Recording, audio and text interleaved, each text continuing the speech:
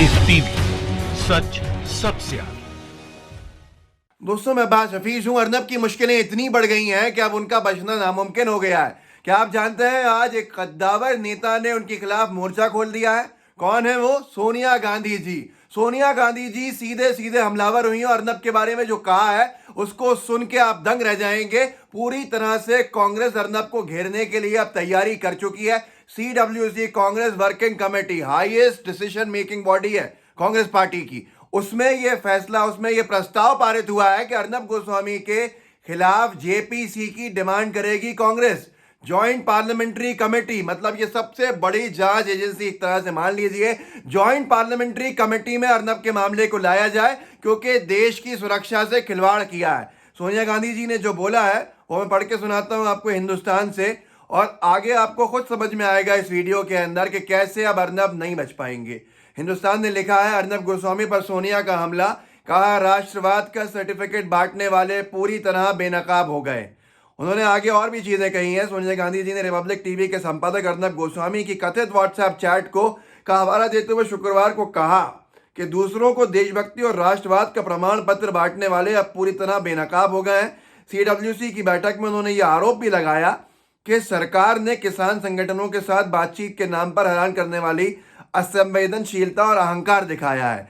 साथ के साथ ज्वाइंट पार्लियामेंट्री कमेटी की डिमांड करने का यह प्रस्ताव पारित कर दिया गया कि अर्नब गोस्वामी की जांच जो है वो ज्वाइंट पार्लियामेंट्री कमेटी बने, सांसद हर पार्टी के हों, और उसके बाद एक निष्कर्ष पे आया जाए।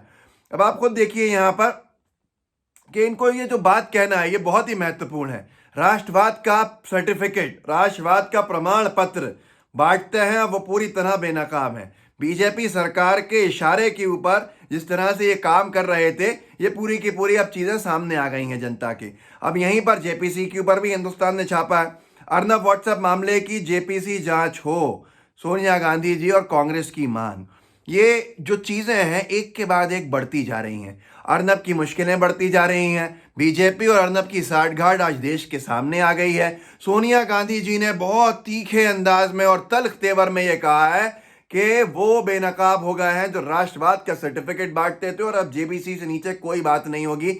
JPC की मीटिंग बुलाई जाए अर्नब गोस्वामी के खिलाफ।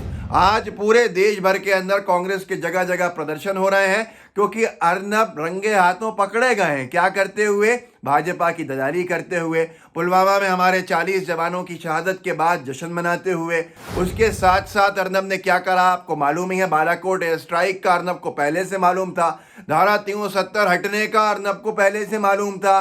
देश की इतने सीक्रेसी वाली चीजें, कुछ दिन पहले ही राहुल गांधी जी ने हमला बोला था अर्नब गोस्वामी पे। उन्होंने कहा था कि सिर्फ और सिर्फ 4 से 5 लोगों को जानकारी थी बालाकोट एयर स्ट्राइक की, तो किसने अर्नब को लीक कर दी? किसने मिस्टर अर्नब गोस्वामी को लीक करी है? पहले राष्ट्रपति, दूसरे प्रधानमंत्री, तीसरे गृह मंत्री, चौथे रक्षा मंत्री, पांचवें NSA, नेशनल सिक्योरिटी एडवाइजर, और साथ के साथ राष्ट्रपति जी नहीं बल्कि एयरफोर्स चीफ। इनमें से किसने अर्नब गोस्वामी को लीक कर दी? इसकी जांच होनी चाहिए।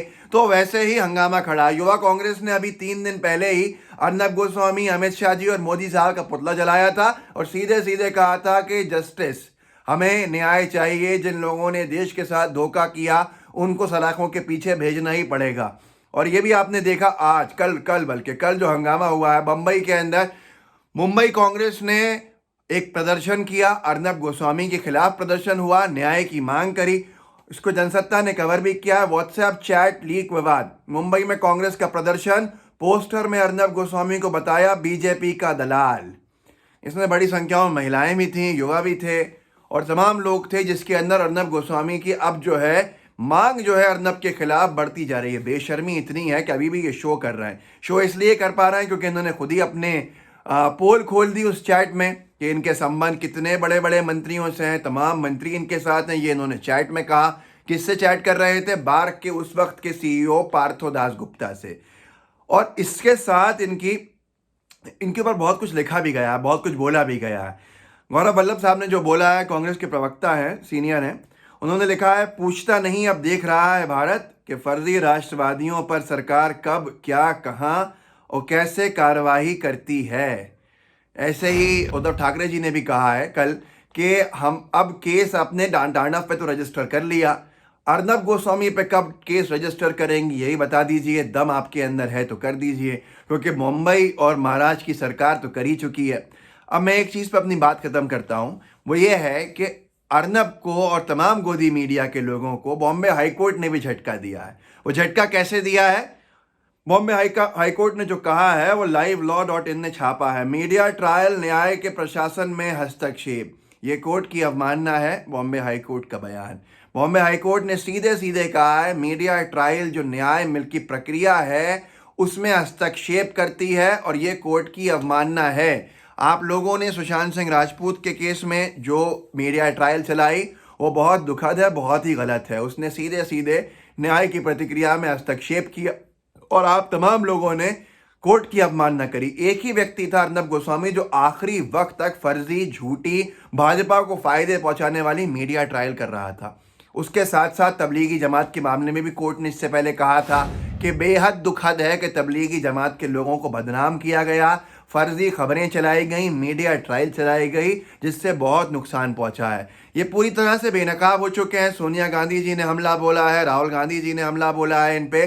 पूरी कांग्रेस एक मत होकर अर्नब गोस्वामी को जेल भेजने की तैयारियां कर रही है। अभी तो और दूसरे राज्यों के अंदर सुनने में आया है कि एफआईआर रजिस्टर्ड होंगी, जिसके बाद अर्नब को सिर्फ एक राज्य की पुलिस नहीं ढूंढेगी। अभी तो महाराष्ट्र के राज्य की पुलिस ढूंढ रही है। अर्नब फरार है। फरार कहां पर है? लोगों का कहना है हरियाणा और उत्तर प्रदेश की बॉर्डर के पास किसी गांव के अंदर छिपा हुआ है और उसको दोनों राज्यों की पुलिस का प्रोटेक्शन नहीं मिला हुआ है। ऐसा लोग कह रहे हैं, पत्रकार कह रहे हैं, बड़े बड़े पत्रकार कह रहे हैं। लेकिन अब दूसरी चीज क्या है कि अब ये समझ लीजिए, जो मुझे पता चल रहा है वो लोगों का कहना है कि 4 से 5 राज्यों में जहां भाजपा की सरकारें नहीं हैं वहां पर अर्नब के खिलाफ देशद्रोह के ऊपर एफआईआर दर्ज होने वाली है और वो एफआईआर दर्ज होने के बाद 5 राज्यों की पुलिस के अर्नब गोस्वामी को ढूंढेगी। ये वक्त बताएगा आपको। लेकिन कितनी मुश्किलें बढ़ चुकी हैं, कहां कहां सजा होगी, मुझे तो लगता है 10 साल नहीं, शायद ये जिंदगी भर के लिए जेल में जाने वाले हैं।